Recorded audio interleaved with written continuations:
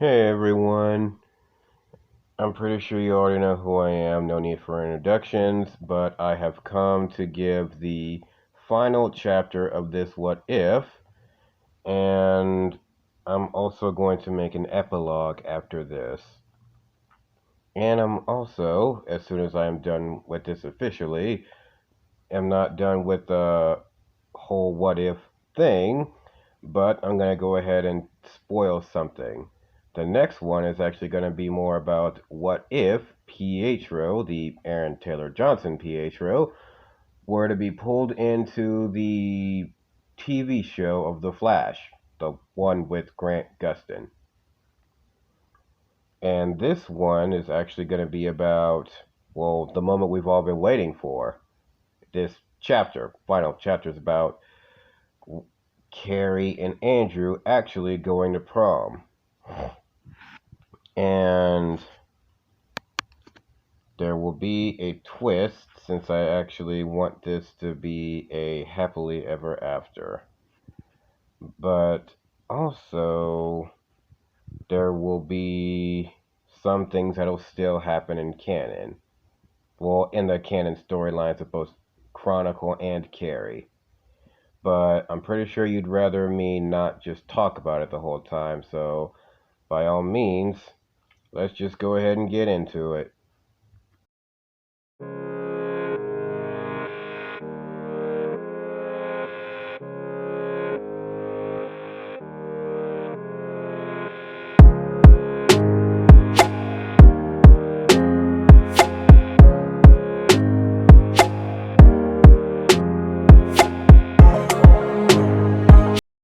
Chapter 10, A Memorable Night. Even as they were flying, neither of them said a word to each other, for they were both nervous about the prom.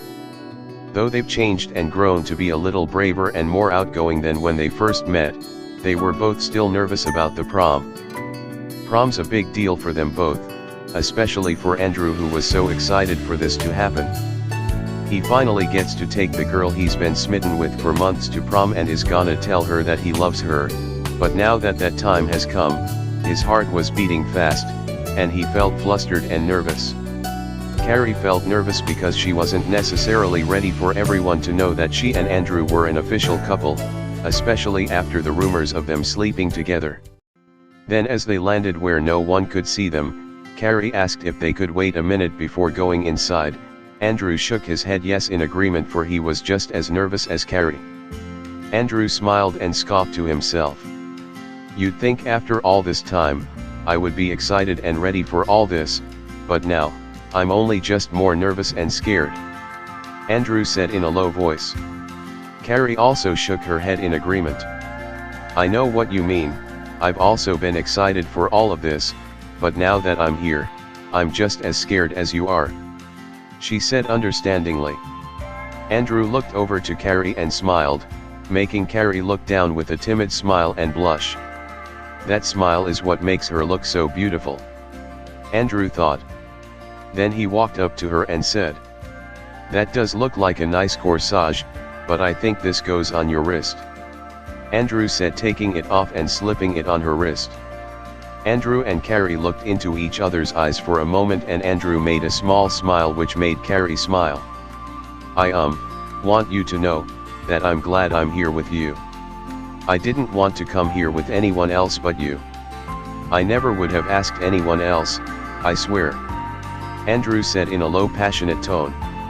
Carrie's smile grew wider hearing him say that, and she could feel he truly cared for her. They both smiled, and Andrew asked while holding that hand if she was ready. She gave a confirming nod, and they both walked into the gymnasium. They both stared in awe at the well-decorated gym, which made both of them smile in amazement.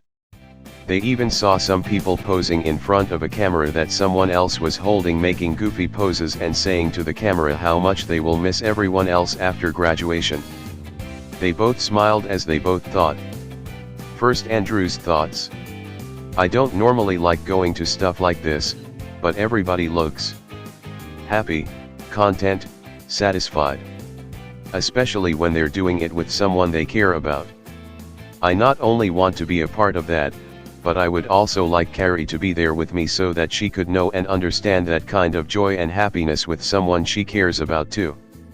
I mean, if I'm that kind of person to her. Andrew thought as he turned his head to her and smiled when he saw that she was already looking at him and smiling.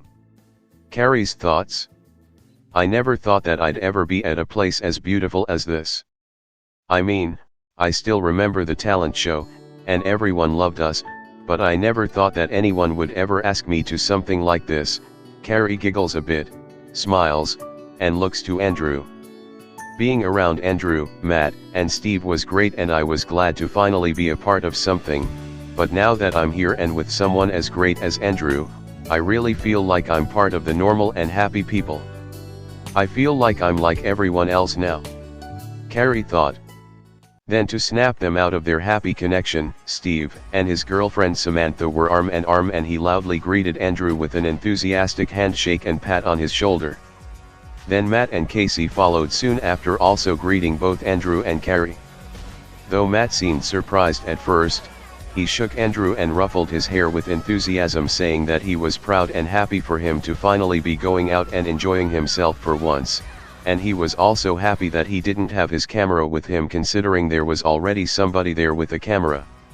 Samantha laughed at what she was seeing, then looked over to Carrie and said, "Don't worry, if they kill each other I'll dance with you." Which made Carrie smile and giggle. Casey also smiled and laughed, looking at Carrie, saying she would too. The three girls were laughing at the three boys who were walking toward the boy with the camera. Andrew was on the left, Matt was in the middle, and Steve was on the right, and both Steve and Andrew had awkward frowns on their faces. Steve said to the camera how much he would miss all of his friends that will be graduating with him and most of the people on the football team.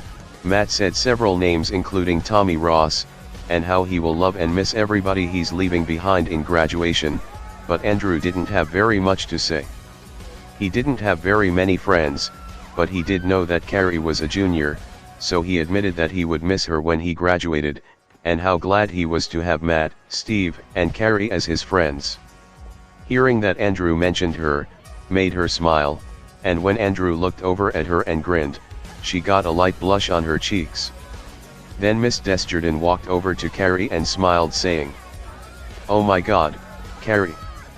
You look beautiful. Especially in that dress." Miss Desjardins said in flattering sincerity. "Yeah. That dress looks great. Where'd you get it?" Samantha asked. "I made it," Carrie answered. Both Samantha and Casey made some surprised looks. "Really?" Casey asked. "You must have amazing skills to make something like that," Samantha said, impressed. Carrie smiled and blushed at the compliment, and gave a thankful head nod, saying thank you to both the girls. "My mom's good at sewing and stitching, so I picked up some things from her," Carrie said.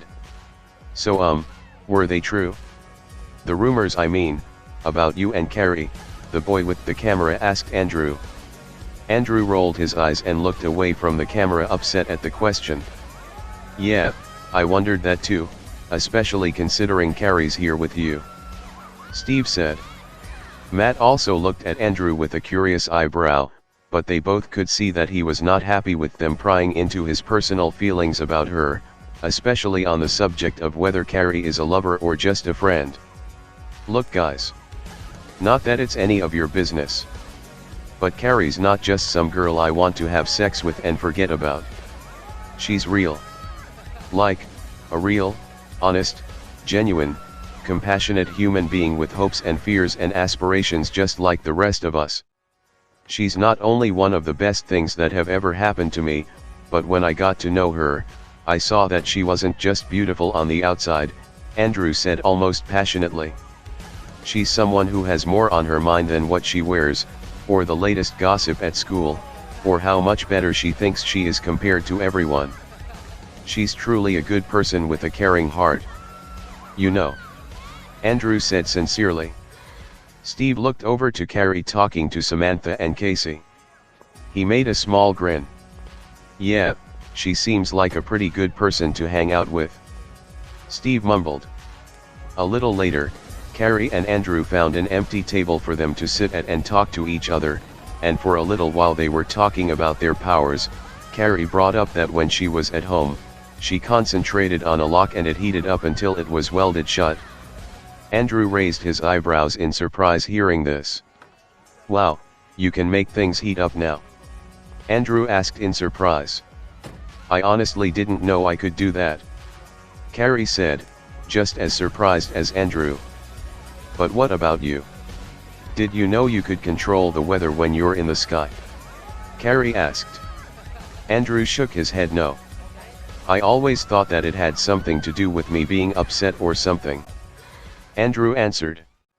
Carrie nodded, then her eyes wandered to the dance floor and saw Miss Desjardins dancing both goofily and happily, making her smile and giggle. Andrew was wondering what she was laughing at, till he turned over to her line of sight and saw Miss Desjardins dancing, making him smile and giggle as well. "Hey, do you want to dance?" he asked nervously.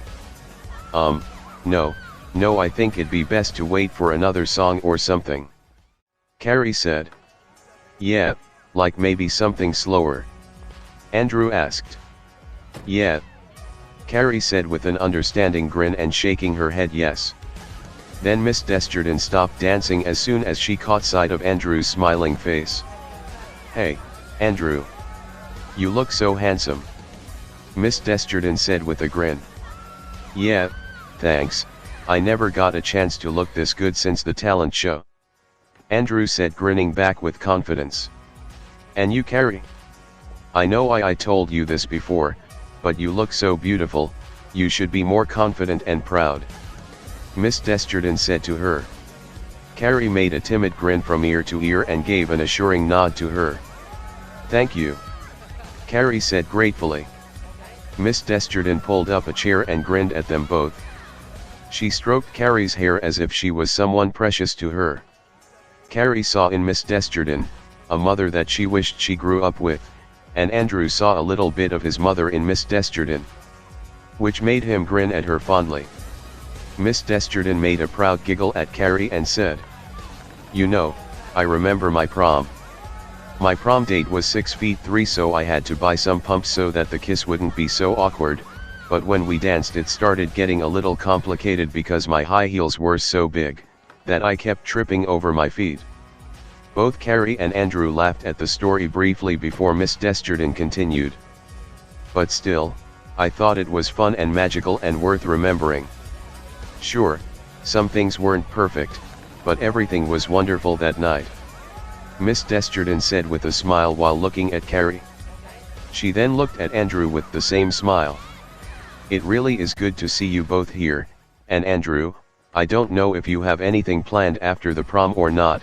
All I have to say to you is, it doesn't have to be perfect, don't pressure yourself, especially about being prom king and queen, though I would be happy and excited for you both if that were to happen, but I promise you both, that if things go wrong for you tonight, please know that the fact that you were here tonight with someone you care about, makes this night perfect for you both," she said before a slow song came on. Then Andrew stood up with a cheery grin and asks Carrie if she'll dance with him to the slow song that was playing. But Carrie shakes her head no and says that she doesn't even know how. But Miss Desjardins says to Carrie that you should have at least one dance when you go to a prom. Andrew held his hand out slightly closer and his eyebrows raised in puzzling anticipation. Carrie, with a small nervous smile, looked at Miss Desjardins, and then looked at Andrew, who both gave her reassuring smiles. Carrie took Andrew's hand and they both went to slow dance with the rest of the other students. As they were slow dancing, Andrew looked down to try and be careful not to step on Carrie's toes, while Carrie was giggling at Andrew's flustered face. I've never really danced before either," Andrew said nervously. But Carrie was giggling and smiled timidly at Andrew, and she found it cute that he was stumbling over himself trying to get everything right. "It's okay," Carrie said with a warm, timid smile. Andrew looks at Carrie and smiles at Carrie's timid grin that he always found adorable. I'm sorry, I just wanted to make this as perfect for you as much as I could," Andrew said with sincerity. "It's okay, This is all actually pretty great.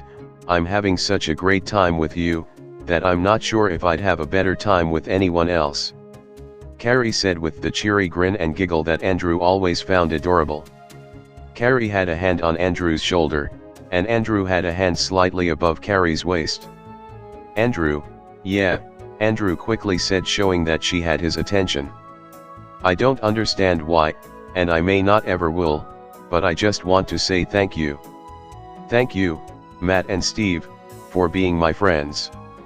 And being the only ones who cared enough to want to spend time with me.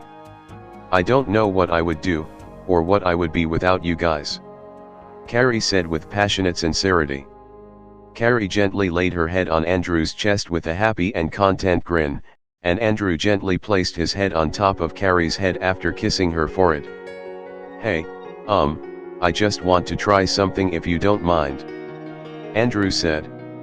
Carrie looked up to Andrew with a curious and worried look. "What is it?" "What do you mean?" she quickly asked. "Well, I'm not a dancing expert or professional, but I want to try something with you, especially considering it's not dangerous," Andrew said. Carrie looked a little hesitant at first. "Okay, what is it?"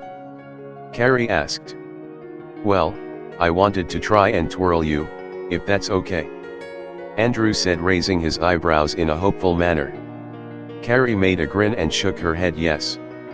Then they started moving more fluidly and Andrew spun/twirled Carrie around. When they held each other again, Andrew looked at Carrie's smiling face like it was the first time he's seen it. He feels like he was dancing with the most beautiful girl at the prom. And Carrie felt the same way toward Andrew when she looked at him. She felt like she was looking at a whole new him, a more handsome, confident, and mature him.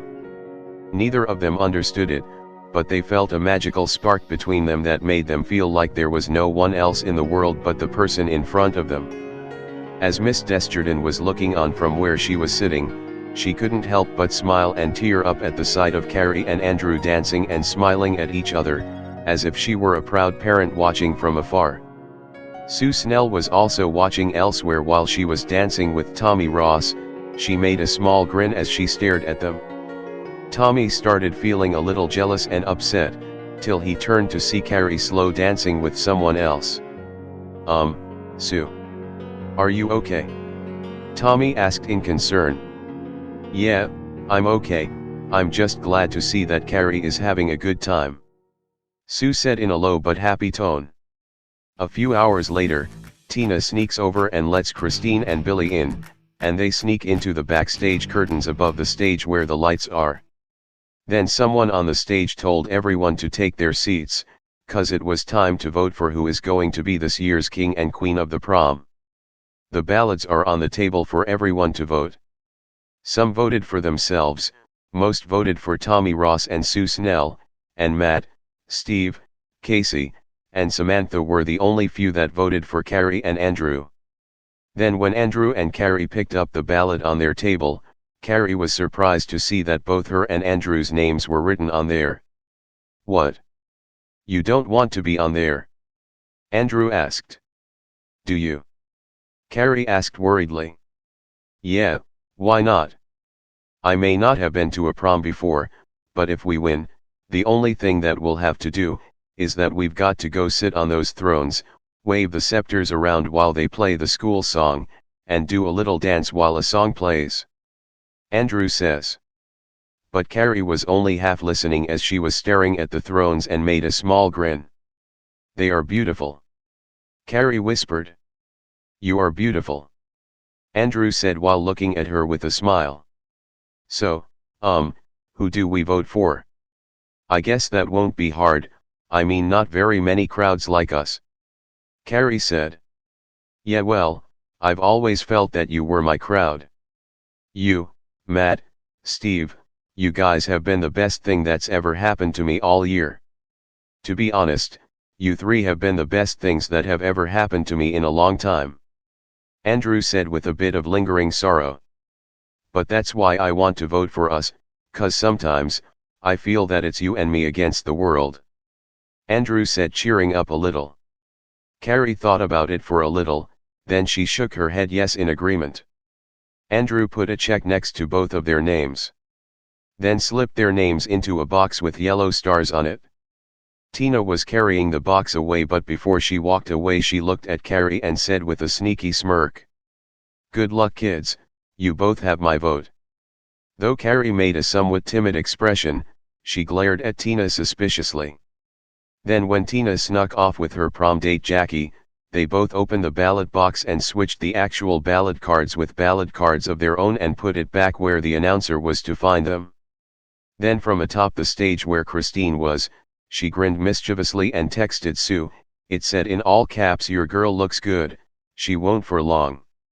Sue immediately ran to Miss Desjardins to show her the text that she got from Christine. "This text means that she's got to be here somewhere," Sue said.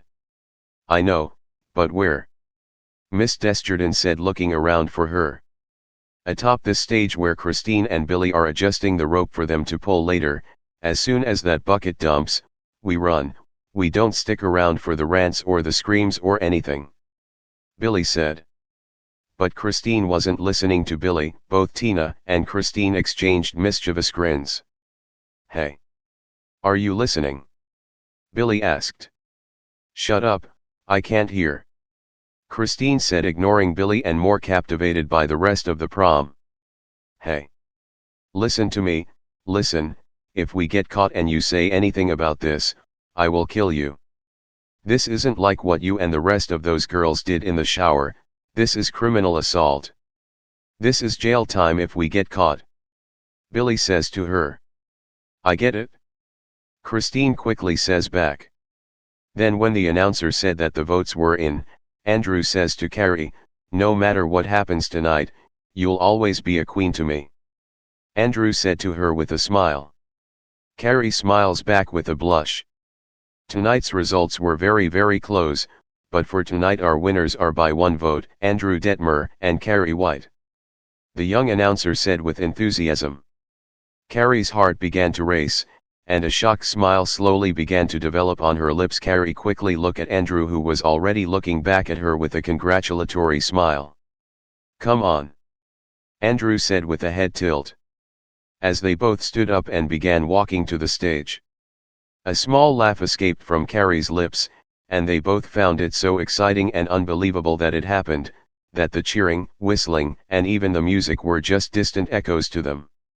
Christine atop the stage lights was looking on and laughing and thinking about how stupid they both are, thinking that this will be the best night of their lives, but not when the bucket of blood dumps on them. Mainly on Carrie. As they were slowly walking toward the stage, they both looked at even the teachers and the principal applauding them along with everyone else, and Miss Desjardins was tearing up as she was clapping proudly. Then Andrew tapped on Carrie's shoulder to point at the screen that was showing them. But back atop the upper stage, Christine's eyes narrow, feeling a slight hint of jealousy, but when she reached over for the rope, her lips twitched into a small grin. Billy looked over to see Christine's bitter and malevolent grin, which made him grin as well, and he stood behind her as she put her hands on the rope ready to pull it. Then Carrie was given a bouquet of roses and she was making the biggest and happiest smile Andrew has ever seen her make, which made him feel just as happy as her. Then, as Sue and Miss Desjardins were clapping and cheering with everyone else, they both saw Christine and her boyfriend atop the stage lights at the last moment before pulling the rope. At first, the rope was jammed, so the bucket didn't move, but one more sharp yank from Christine made the bucket tilt over and its contents poured all over Carrie's head. But instead of pig's blood all over her, it was pink rose petals instead. Carrie gasped at first, 'cause she didn't know what it was, but when she picked up a rose petal and took a proper look at it, her smile returned to her face, and began laughing and looking at Andrew, who had a big happy smile on his face. "Do you like it?" Andrew asked. "I made sure they were pink, just like your dress," Andrew said with his big bright smile. Carrie smiled from ear to ear, fiercely shaking her head yes with watery eyes. Andrew felt his heart leap with joy, and a sense of accomplishment also filled him up. He felt like he accomplished what he wanted for Carrie, partially thanks to Billy and Christine. Andrew tapped Carrie's shoulder and pointed to Christine and Billy. Billy looked surprised and confused, but Christine looked horrified and angry. Christine sent one last text to Tina, then tried to untie and drop the rope so that the bucket could fall on one of them, but Andrew quickly caught it. "Hey! You're not supposed to be here!" Miss Desjardins yelled. Both Christine and Billy began running down from the top of the curtains. Then Tina received a text telling her to play the video of Carrie having tampons thrown at her in the girls' locker room. Then Andrew said to Carrie, "I have another surprise for you. This time I made this one myself. Remember all of those times when I had my camera with me and I was filming you, Matt, and Steve?" Andrew asked. Carrie nodded. "Well, I've been editing those videos and pictures at home, and I've made a video for you," Andrew said to her. Then a few seconds into Christine's horrible period video, Andrew took control of the computer via Bluetooth and played a video of Carrie smiling and laughing, and there was even some commentary from Andrew saying how beautiful her smile always is, and how no one seemed to notice it. Carrie smiled and a single tear fell down her cheek listening to all the ways Andrew finds her beautiful. Then as they both looked at each other again, he looked at her with a grin and said that he meant all of it.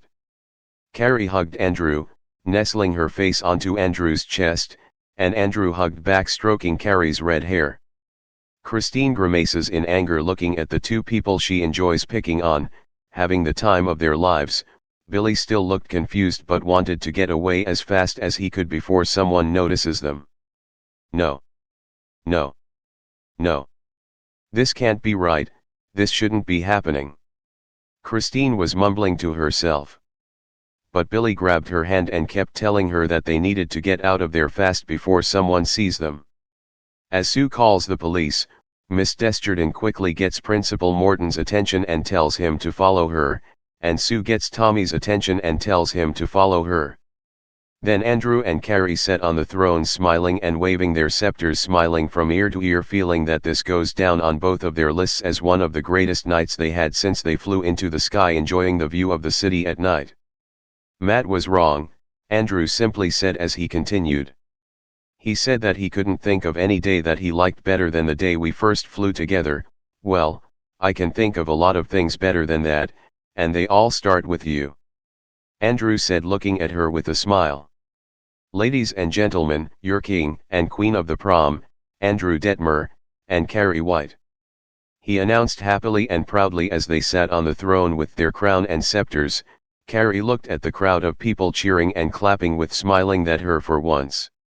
At the talent show, she left too fast to take it all in because she wasn't used to all that attention at first, but now, she finally felt the feeling of being like everyone else. Happy, confident, normal, loved by everyone. She thought that she could only feel that way when she was with Matt, Steve, and Andrew, but now, she felt that all of her insecurities were gone, as if she never even had them in the first place. Andrew felt the same way. He never felt that way since the talent show. Though he left immediately after the talent show and never went to that after party, he felt that the moment he was in right now with Carrie was probably so much better. He never felt that he was so on top of the world till he met Carrie, and he couldn't help but feel that all the good things that have ever happened to him were all because of her. "I can't help but feel that I owe you a thank you," Andrew said with a happy, joyful smile. Carrie looked over with a curious look but still kept her happy grin. "What do you mean?" Carrie asked. "This all isn't just for you. I see now that everything good that's ever happened is all because of you," Andrew said ardently. "I feel the same way. Nothing in my life ever went well until I met you, Matt, and Steve. To be honest, I never knew if I were anyone even worth caring about until I met you," Carrie said. Andrew awkwardly leaned in.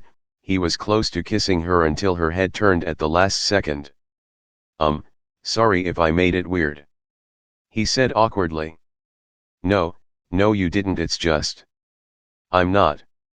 Carrie stammered. "No, it's okay, I understand," he said understandingly. "And now, it's time for the king and queen to have their first dance," the young announcer said. Then as the audience's cheering subsided, a slow song began playing. Andrew offered his hand to her again and asked, "May I have this dance?" Andrew asked with a gracious smile. Carrie took Andrew's hand and they both went to slow dance. Meanwhile with Christine and Billy, despite Christine's little temper tantrum, Billy pulls her into a run as they try to quickly get to the door they came into, but Sue was already standing there with a glare that stalked Christine where she was, but Billy quickly went past Christine and tried to push Sue away, but Tommy Ross quickly pushed his hand away and pushed Billy back, telling him to keep his hands off of her. "Out of my way, only warning," Billy said to Tommy with a threatening glare. But Principal Mort and Miss Desjardins walked up behind Tommy and Principal Morton said that the police are already on their way and it was over for both of them. "Even your father won't be able to get you out of this one," Miss Desjardins said to Christine. "Damn it," Billy mumbled under his breath. Meanwhile, Carrie and Andrew were dancing to a slower piano version of a song called "Give Your Heart a Break." It was by a girl named Demi Lovato, but a guy and a girl were singing it. They both liked the song and its lyrics so much, that they were moving surprisingly well to it, though they didn't notice at first. They were happily staring into each other's eyes as they were moving to it. And as Matt and Steve were watching, thoughts were going through both of their heads. Steve was smiling and thinking of how happy and proud he was for both Carrie and Andrew. And though Matt was proud of Andrew, he felt somewhat jealous that Andrew won. Sure, he felt proud of his cousin, but he couldn't help but feel that he deserved it more than his cousin did. He was a lot more social and outgoing compared to Andrew, and just one talent show wouldn't be enough to win favor with everyone in the school. Matt couldn't help but feel that something wasn't right. "They look good together, don't they?" Casey asked, watching with a proud smile. Yeah. Yeah, they look great," Matt said with a hint of uncertainty. Casey heard it in his voice and looked at Matt curiously. "Wait, are you okay?" Casey asked. "Yeah, of course, why wouldn't I be?" Matt asked. "Oh my God. You're jealous of your cousin." Casey chuckled in realization. "What? No, I'm not," Matt quickly answered. "Oh my God," Casey mumbled in a chuckle. "First, you say you care about him, and at first I believed you because you were spending time with him and Carrie, but now that I see you looking at him like that, I've got to ask, do you really think you're better than Andrew?" Casey asked.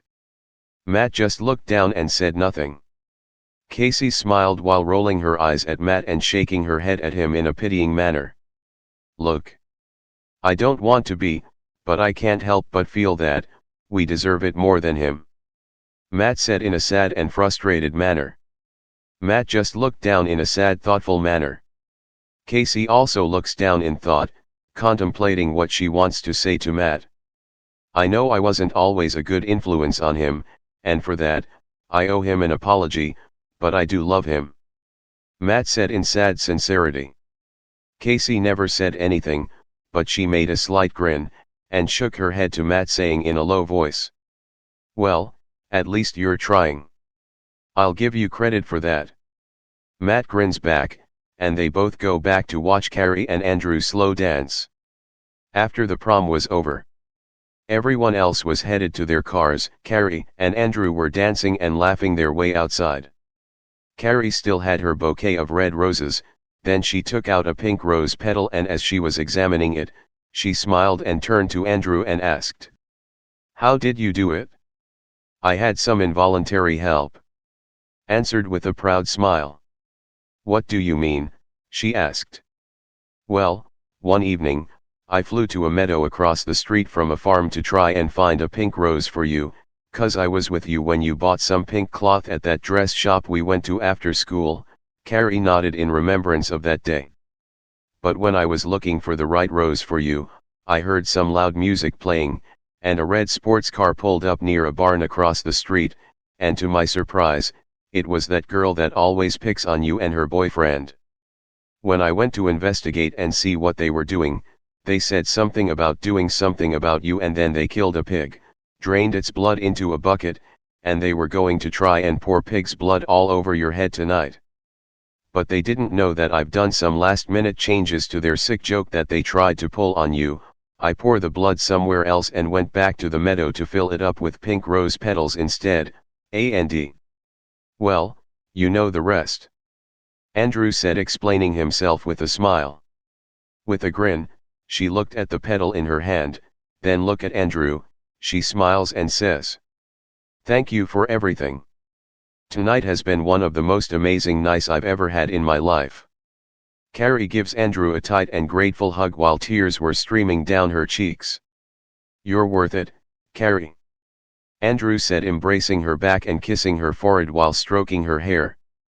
Then after they parted from the hug, Andrew asked if she wanted to come to his house and see his mom. "I'm sure she'd be happy to see you again," he asks.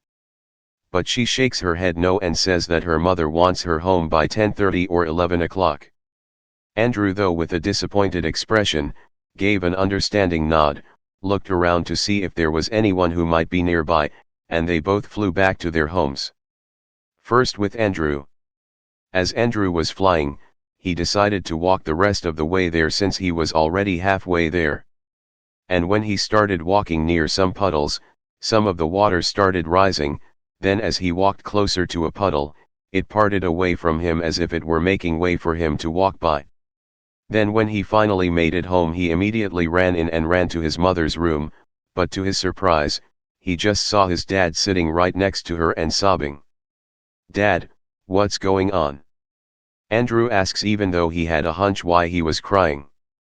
"Sniffle, in case you haven't caught on yet, your mother's dead," Richard said sadly. Andrew gasped and started to tear up. She was writing something, then around a minute later, just fell asleep. Andrew started crying as well and went over to hold her other hand. "Oh, if I just could have been there for her, and the funny thing is, I was out looking for you, and as soon as I come back, she just writes some note and dies. The one time she needed me, and you took me away from her." Richard said, his voice full of sadness and emotion, but with just a hint of anger. "I want you to apologize to me. I want you to look at me right now and apologize to me," Richard demanded. But Andrew didn't even look at him, let alone say a word. He just held his mother's hand and wept and sobbed. "You selfish asshole. This is your fault. You did this. You killed her," Richard was yelling as he was furiously pointing at him.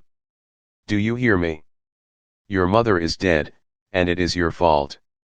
Then Andrew caught his father's hand as he was pointing furiously at him.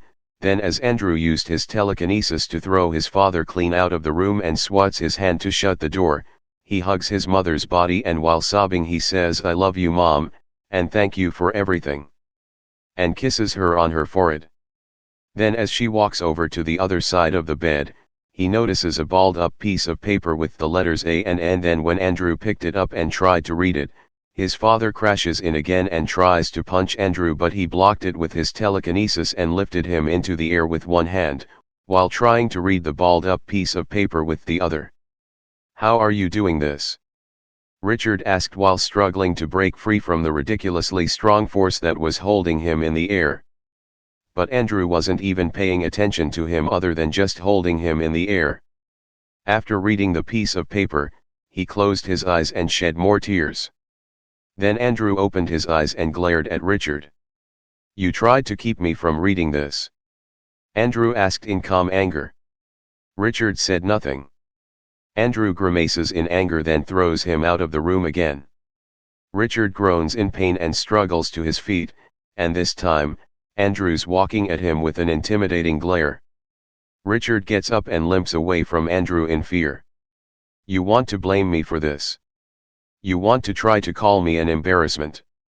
Andrew yelled while walking after his dad. Everything in the house was being thrown at Richard while he was struggling to get away from Andrew. "I actually spend more time with Mom than you might think, and I go out and live my life and make friends 'cause that's what she would have wanted, and what do? Just sit on your ass, watch TV, get drunk off your ass, and blame everyone but yourself for not having a job and not doing anything with your life." Andrew yelled angrily. Then, as Richard was enraged that his son was calling him out, he tried to jump at him, but Andrew caught him by his throat and left arm. Then, as the whole house started shaking and falling apart, Andrew, while crying tears of rage and fury, began growling, and then it escalated to a scream as the whole house was shaking and collapsing in on itself. Richard was already buried under a lot of debris and begging for Andrew to stop, but Andrew was yelling too loudly to hear him. But Andrew just kept yelling and the house was just coming apart and imploding in on itself till the entirety of the house was completely caved in. The entire neighborhood stared in fear and awe at what happened, and to everyone's surprise, a woman was laying in front of the ruins of the house. A random man ran over to check her pulse and said loudly, "Oh my God, she's not breathing. Someone get an ambulance." The man shouted. Then, even more surprising, something shot out of the collapsed house, then flew away. At the same time at Carrie's house. As Carrie gently lands in front of her house, she walks in and can't stop smiling from ear to ear from the incredible night she had. At first, she wanted to go to the closet to free her mother, but when she saw that there was a big hole where the crack used to be, her happy expression changed to fear, curiosity, and worry. "Mama!" Carrie shouted while looking around for her. Then she ran upstairs and called out for her again. Though there was no response, Margaret slowly walked behind her into another room wearing a white nightshirt, and had a knife in her hand. Though she felt eager to tell her mom about the incredible time she had at the prom, she decided to go ahead and change from her dress to her light blue nightshirt. Then, before Carrie was about to go to bed, she grabbed a picture of her and the other 3 boys and began to smile at it. But then frowned when she realized that she didn't leave it on her nightstand. She'd never leave that picture just lying out in the open. She remembers putting it underneath some books in the bottom drawer of her nightstand. Unless someone found it? "Mama? Mama!" She was surprised to see that she was already standing outside the door.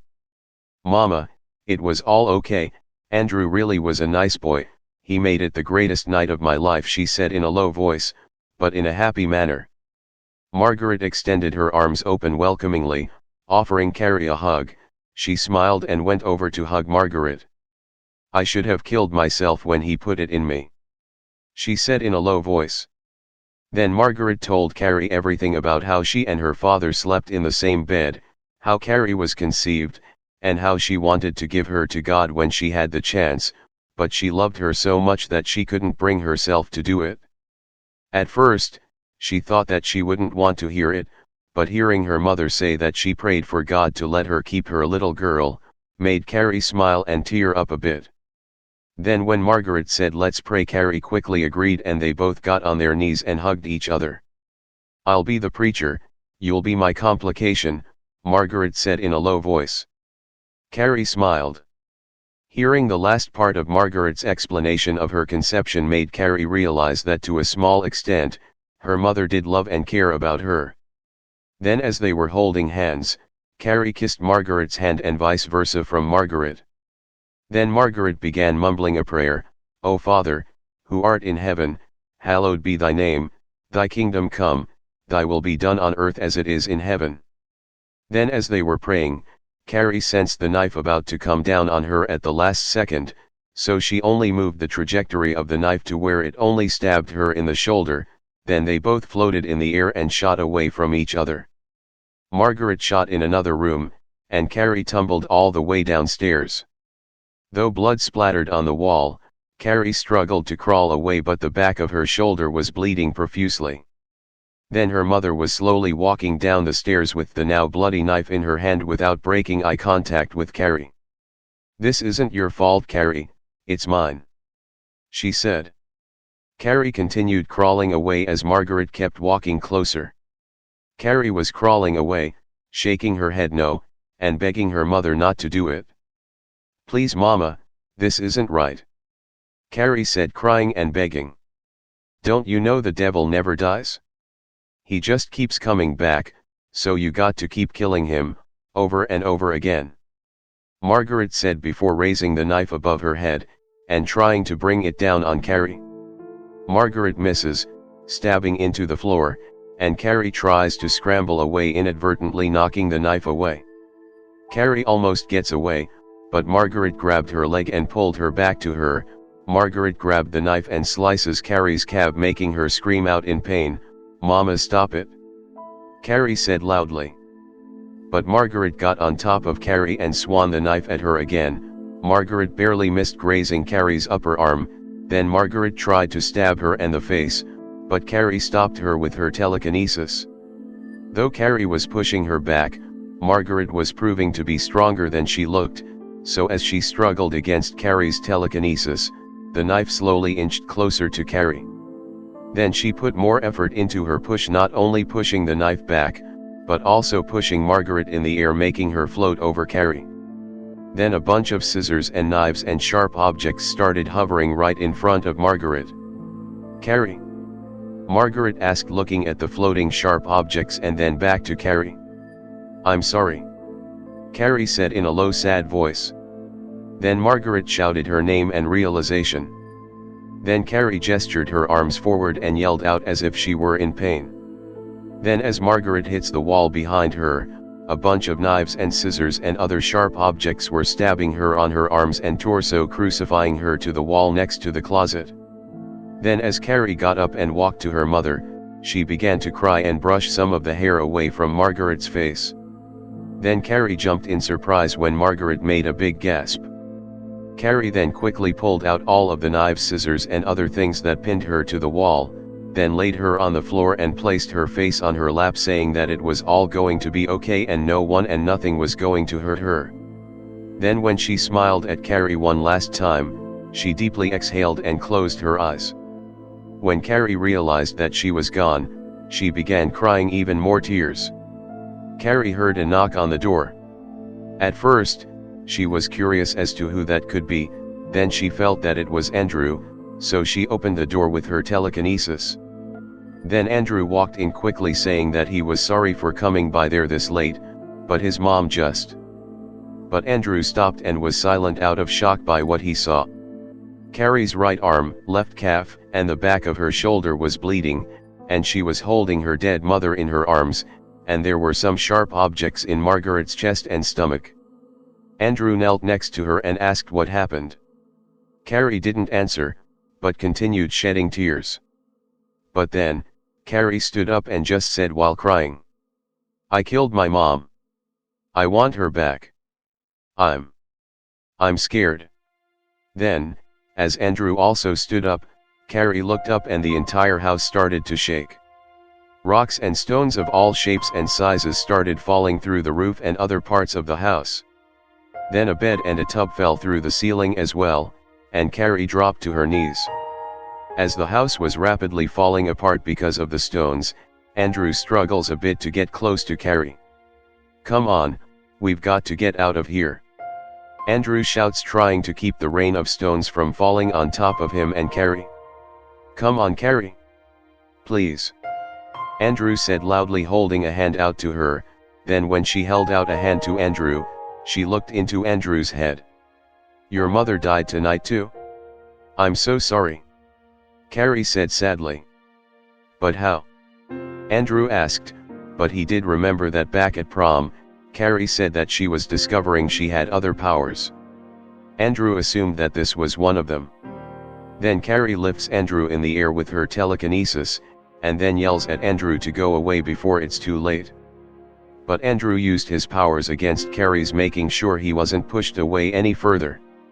Andrew struggles against the push of Carrie's power, but she was too strong for him, which is why his nose was bleeding so bad, especially while trying to keep the stones and rocks from falling on him. The strain from both struggling against Carrie, and the falling debris, not only made Andrew's nose bleed badly, but his eyes were also going bloodshot red. Then when Andrew was close enough, he fell to his knees right in front of her. "Carrie, please. I'm sorry for your loss, I really am. But I know how you feel, not just by losing someone, I know how it feels to be an outcast. To be broken by the rest of the world. and even to be hurt your whole life by people who were supposed to love and care about you. And all I know right now, is that I don't want to leave you. I don't want to live without you. And I don't even care about being popular anymore, I don't even want to find another girl. I just don't want you to be alone anymore. Then Carrie stopped using her powers to push Andrew away and kissed Andrew even as rocks, stones, and other debris were raining around them. They both embraced each other in a lip lock. Then as the rest of the house fell on top of them, the rest of Carrie's neighborhood gathered outside. Everyone else who was watching was staring on in awe and fear at the collapsing house. Though no one seemed to notice, something shot out and flew away. But everyone else seemed to pay more attention to the house that had stones raining on it and was collapsing in on itself. And as far as anyone knew, Andrew's parents and Carrie's mom were dead, and Carrie White and Andrew Detmer were missing. Okay, end of the final chapter. Well, I have officially wrapped up this entire series, and I hope that you guys actually enjoyed this whole journey. And also, I would like to, give some shout outs to some people who commented, or at least people I know of. I don't know all the names, but still. I would like to shout out to Creepy Cody.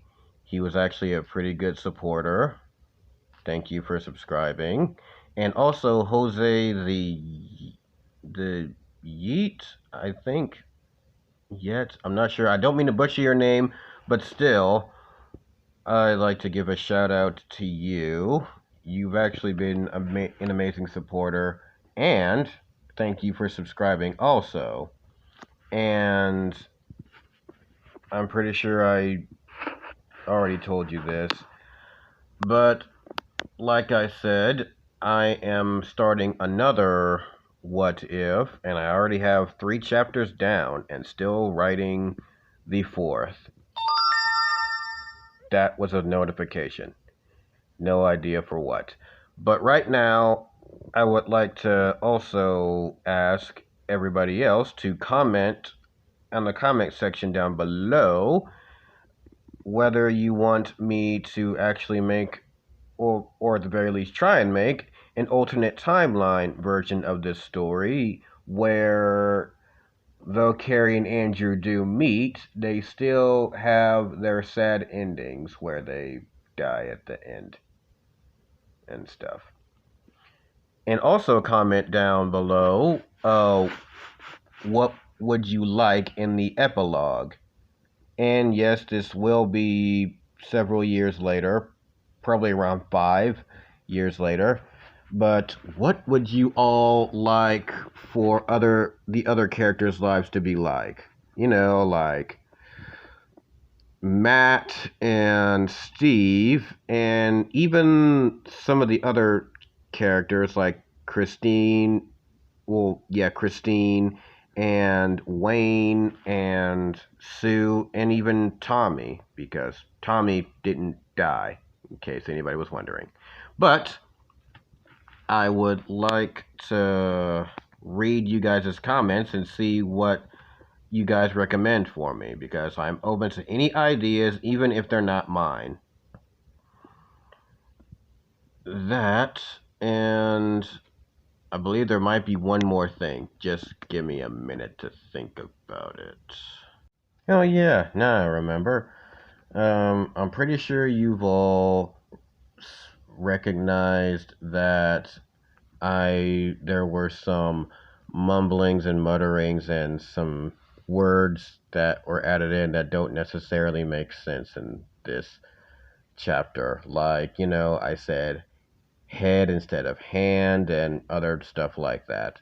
Well, the explanation for that is the fact that I honestly didn't feel like I had time to change it because, like I mentioned earlier, I honestly, feel like this is one of the longest ones I've ever made since part 3. And I felt that I didn't have time to just go back and correct it. So, to be honest, I just ran with it because I was just in a hurry to, give it to you guys. And, here we are. And also, I would like to, thank some people. Crazy Amanda Reacts. I actually hope that you hear that I made a shout out for you. And also, Tessa from Mama's Geeky. Hope, you've seen at least one of these. And hopefully, you all have liked, comment, and subscribed. And also, don't forget to share with your friends. And yeah, I'll see you all later in another story or in the epilogue, whichever comes first. And see you soon. Bye bye. Oh, and by the way, just in case I forgot, I would also like to apologize for one thing. In case anybody didn't notice,